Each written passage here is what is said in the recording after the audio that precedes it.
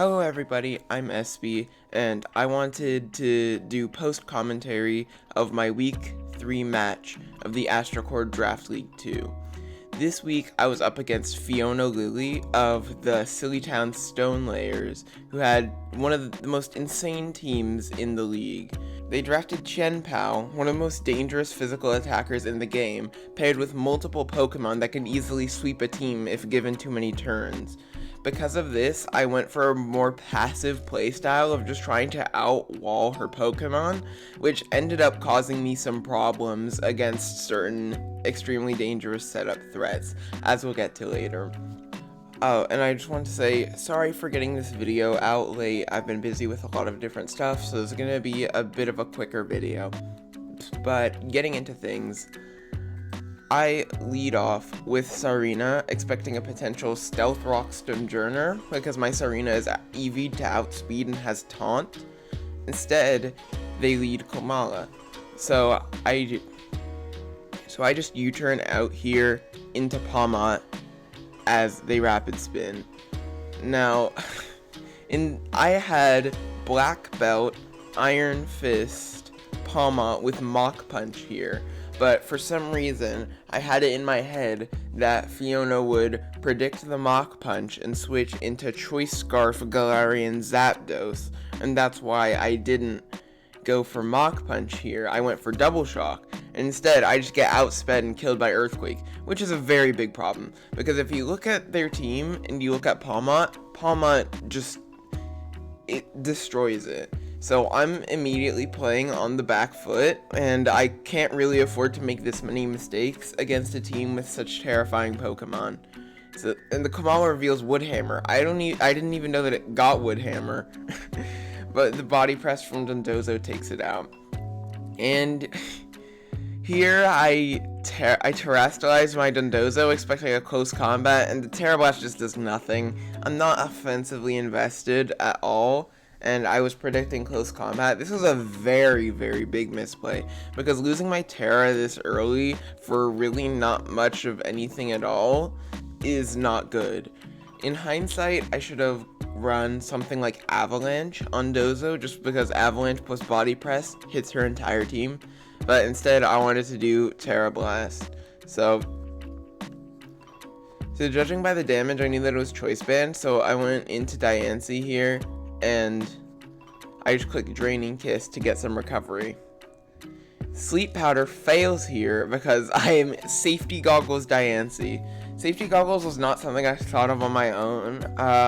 My friend Rosa, in one of her previous matches, she ran Safety Goggles to beat Vivian Sleep Powder, and I'm like, wow, that's a great idea, I'm gonna steal that.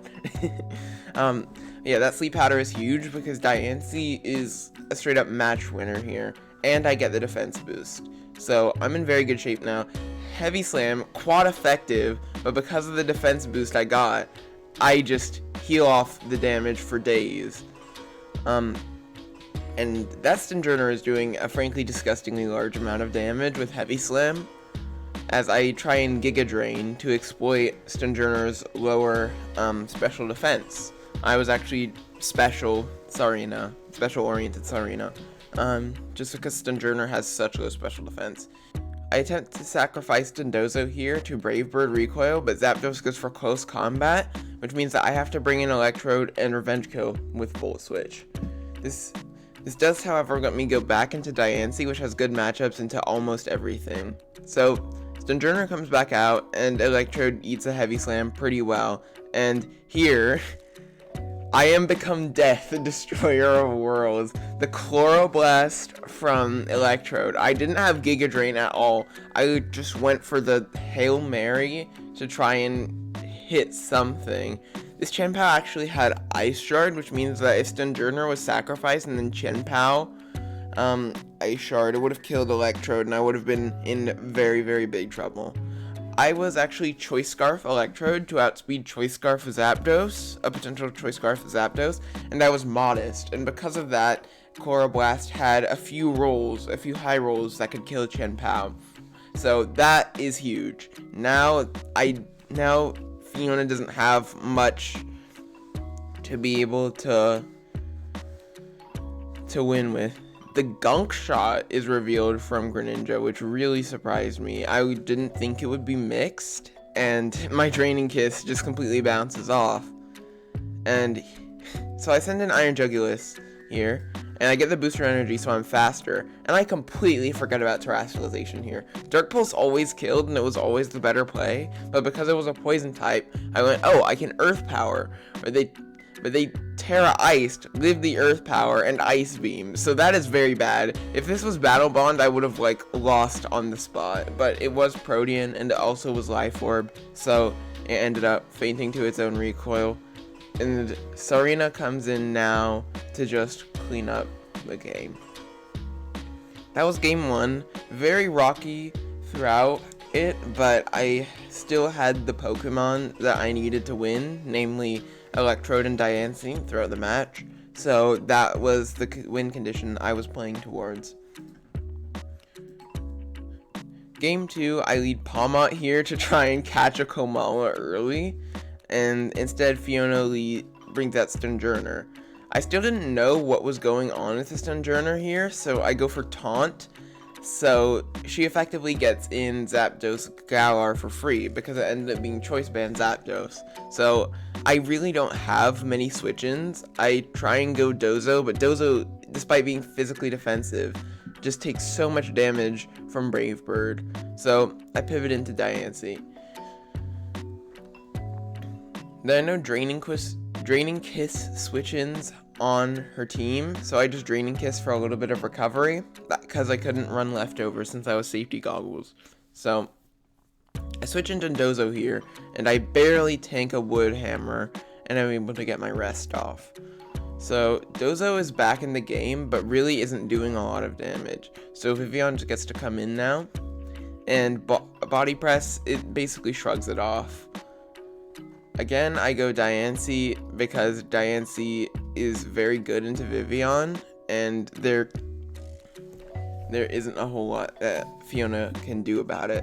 I Draining Kiss again for some more recovery, and I go back to Dozo on Komala. And Komala's just taking so much recoil that it ends up fainting to it, just because Dozo has such a large HP stat.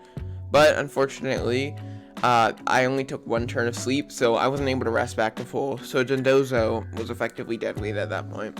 So I sacrificed Dondozo, and here I'm very glad that I clicked Diamond Storm here, because I had Body Press on this set for Chien-Pao. If I had gone for Body Press here, I would have done no damage, and I would have 100% lost to Chien-Pao. Not 100% lost to. No, because it would have gotten 2 sword stances. Yeah, if I had gone for Body Press here, that probably would have been game. But luckily, I go for Diamond Storm, and I get the defense boost. It does have Sacred Sword, which means that the defense boost didn't actually end up making a difference. But it would have made a difference if Fiona had Ice Spinner, which they did not. I go for my Diamond Storm, and I miss. I missed my Diamond Storm, which is very, very bad now, because I have no Chien-Pao switch in, so now the Sacred Sword comes out and kills me. Now, knowing what set she had, like, in hindsight, because the sets were revealed, knowing that it was Ice Shard and not Sucker Punch, the play was always to go Electrode, Thunderbolt 5 times, and win the game. But because I was concerned about a potential Sucker Punch, and I wasn't Terra Fairy on Electrode, I was Terra Electric, then I played more cautiously by going into Jugulis, which I knew could take an Ice Shard if I terrestrialized into a Dark type. So I Terra Dark here defensively, and I just knock it out.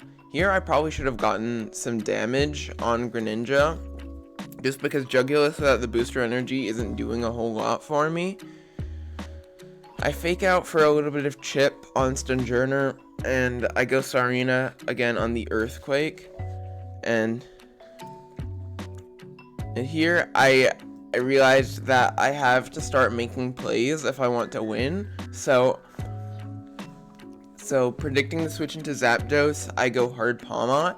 Going hard Palmot was a bit excessive. The freest play that I could have done was U-turning, because if Fiona switches, then I bring in Palmot, and if they stay in, then I can go something like Electrode.